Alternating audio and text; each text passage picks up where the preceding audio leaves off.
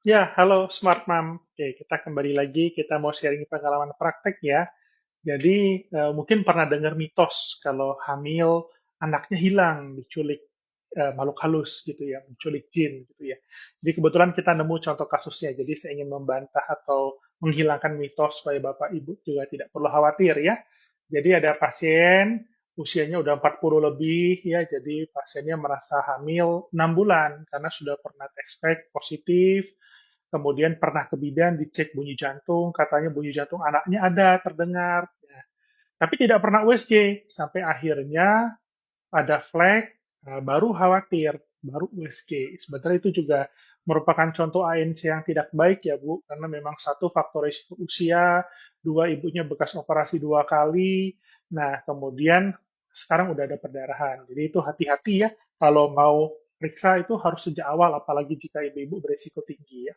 Nah, oke, kita kembali. Jadi, ini sebetulnya kalau memang betul hamil, persalinan dan kehamilan yang beresiko harusnya sejak awal dikontrol. Ibunya baru kontrol nih, dan kita USG. Ternyata tidak ada bayinya. Jadi rahimnya normal, bentuknya seperti rahim yang tidak hamil, dan tidak ada kantong kehamilan ataupun bayi di sana.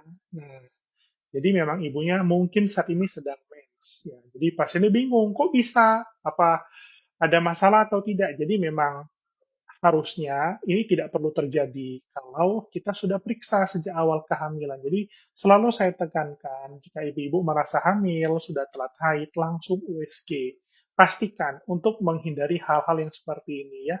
Karena walaupun mungkin tidak berbahaya secara medis, tapi kan kepikiran jadi yang aneh-aneh ya.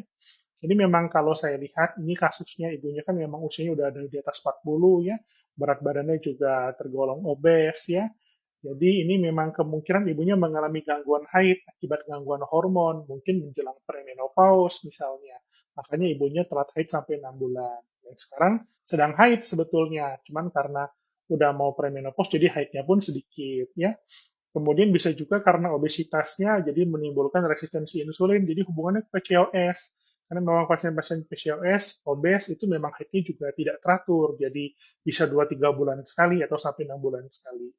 Nah, jadi ternyata memang pas dicek mungkin dulu sempat hamil karena tespek kata ibunya positif walaupun saya tidak lihat ya. Jadi pengakuan sepihak dari ibunya. Tapi tespek pun bisa salah. Nah, jadi saya selalu kasih tahu ke pasien saya terutama yang hamil muda. Memang betul setelah telat haid langsung tespek kemudian USG. Kenapa? Tespek memang sensitif. Biasanya dia duluan tahu. Kadang-kadang kalau hamil masih terlalu kecil, di USG belum terlihat, tapi tespek duluan positif. Tapi tespek bisa salah.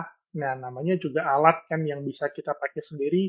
Kalau penggunaannya juga tidak tepat atau mungkin alatnya mengalami cacat produksi, itu juga bisa salah. Jadi yang positif belum tentu hamil. Yang hamil kadang-kadang negatif. Nah, saya ketemu juga kasusnya, nanti saya cerita di konten selanjutnya.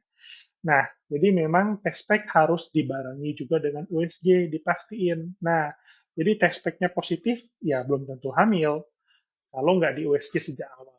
Terus katanya sudah sempat periksa ke bidan, katanya detak jantungnya terdengar. Kadang-kadang ya ada aorta ya, namanya pembuluh darah besar dari manusia, dari jantung itu keluar pembuluh darah besar namanya aorta, dia jalan di belakang tubuh kita, turun ke bawah untuk memperdarahi organ kita yang di bawah.